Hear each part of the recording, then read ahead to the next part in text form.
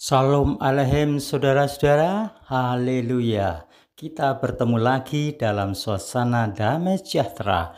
Berkat Bapa Yahweh, Sang Pencipta langit dan bumi, turun atas saudara semua, sehat, berbahagia, dan sejahtera. Saudara-saudara yang terkasih, mengapa pembunuhan merajalela di mana-mana? Dan setiap saat terjadi, dan apa yang mereka lakukan itu seperti hal biasa. Dengan kata lain, pembunuhan itu seperti hal biasa sampai sekarang ini, saudara-saudara. Mengapa itu bisa terjadi? Dan siapakah sebenarnya yang membuat semua ini? Firman Elohim atau firman Tuhan Sang Pencipta langit dan bumi di dalam kitab Injil Yohanes pasal 8 ayat 44 menyatakan bahwa setan itu pembunuh sejak semula. Disebut pula bapak pembunuh. Anak-anak setan atau antek-antek setan adalah para pembunuh sesamanya. Bagaimana dan daerah mana setan dapat memperoleh tempat dan hak sah untuk melakukan kejahatan dan pembunuhan? Jawabannya adalah yang pertama, adanya undang-undang atau ketetapan pemerintah yang melegalkan tindakan aborsi.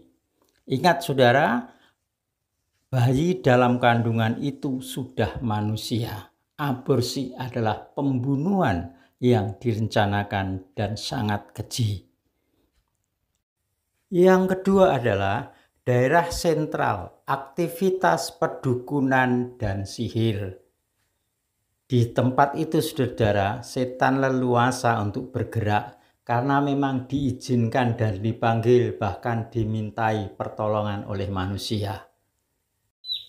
Yang ketiga adalah wilayah pusat pemujaan ilah-ilah dunia ini dengan pengorbanan darah. Berikutnya adalah daerah sentral perdagangan narkoba dan senjata api ilegal. Saudara-saudara, di tempat itu pembunuhan seperti hal biasa saja, sesuatu kegiatan yang seolah-olah itu kegiatan rutin. Berikutnya adalah saudara-saudara, tidak diberlakukannya undang-undang atau ketetapan hukuman mati oleh pemerintah bagi si pembunuh.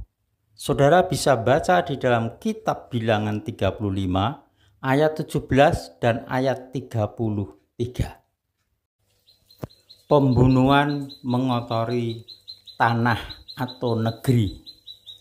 Kematian dari pembunuh menebus tanah itu dari kutukan.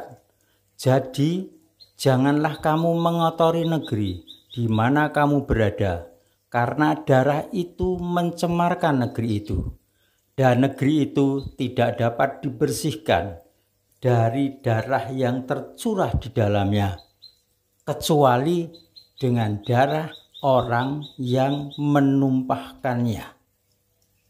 Itu tertulis dalam kitab Bilangan 35 ayat 33. Setan telah menyebabkan pembunuhan menjadi suatu hal yang biasa hingga sekarang. Karena hukum-hukum kita menentang hukuman mati. Akibatnya si pembunuh diizinkan terus hidup, kendati pun Elohim telah berfirman, haruslah pembunuh itu dihukum mati. Itu ada perintah Elohim atau Tuhan itu dalam Bilangan 35 ayat 17. Saudara bisa melihat ibu membunuh anaknya dihukum 15 tahun. Seseorang membunuh temannya sendiri dihukum 18 tahun. Seorang anak membunuh ayahnya dihukum 20 tahun. Dan banyak lagi yang hanya dihukum 7 tahun ada, 10 tahun ada, dengan alasan masih punya harapan hidup dan berubah menjadi baik. Tapi ada juga orang yang membunuh dihukum seumur hidup atau hukuman mati. Tapi hukuman mati jarang dilakukan untuk para pembunuh di negeri kita ini. Akibatnya apa, saudara? Setan memperoleh tempat, wilayah untuk melakukan pembunuhan selanjutnya dimanapun dan kapanpun. Sebab apa, saudara? Setan mempunyai keleluasaan membunuh selanjutnya karena firman Elohim, firman Tuhan telah diabaikan. Sebab firman Elohim, Tuhan Sang Pencipta langit dan bumi sudah menetapkan bahwa hanya darah orang yang membunuh yang ditumpahkan itu bisa membebaskan atau menebus tanah atau negeri di mana orang yang dibunuh itu. Karena itu, saudara-saudara, saya usulkan kepada pemerintah supaya mengubah undang-undang untuk setiap pembunuhan dilakukan hukuman mati. Dengan melakukan itu, maka kita mentaati firman Elohim atau firman Tuhan ini. Di dalam kitab Keluaran 20 ayat 13 secara jelas dan tegas, Elohim Sang Pencipta bersabda, jangan membunuh. Saudara-saudara, itu adalah satu dari 10 perintah yang Elohim berikan kepada Musa atau Mose untuk seisi dunia. Pembunuhan adalah penumpahan darah orang yang tidak bersalah dengan jalan kekerasan.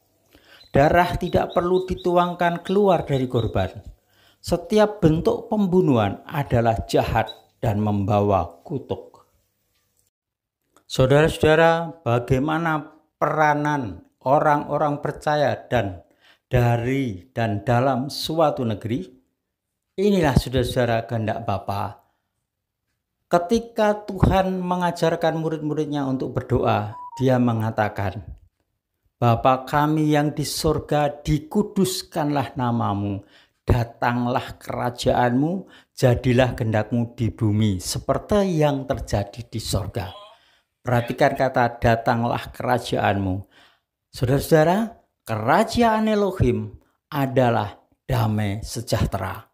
Kerajaan Elohim adalah ada bersama kita orang-orang percaya yang sudah dikuduskan oleh darah Yesus Mesias, darah Sang Mesias, dan diurapi oleh Roh Kudus. Kehadiran kita di negeri ini membawa pengaruh dari kejahatan dan pembunuhan. Oleh sebab itu, saudara-saudara, berdirilah sebagai warga kerajaan Elohim yang taat kepada firman Elohim.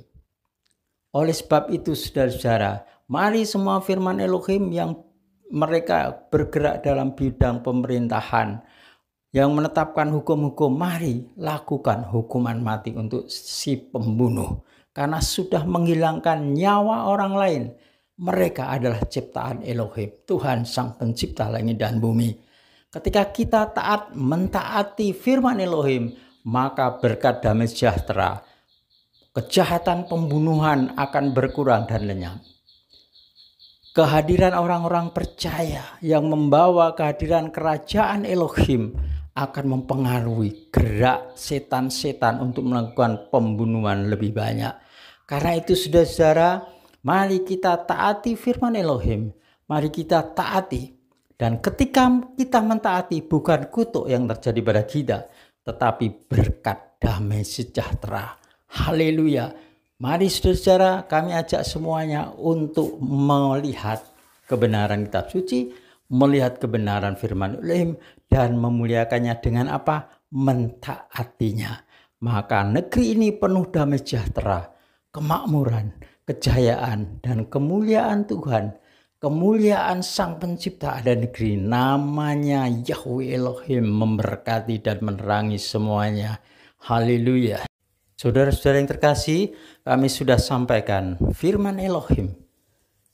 Biarlah menjadi berkat bagi saudara, pencerahan dan pertobatan, membawa perubahan kehidupan yang lebih baik daripada sebelumnya. Saudara-saudara, kalau saudara belum pernah subscribe dalam channel saya ini, silakan subscribe saudara, untuk mengikuti pengajaran saya berikutnya dan saudara diberkati. Haleluya. Bapak Yahweh memberkati saudara. Bismillah. Amin.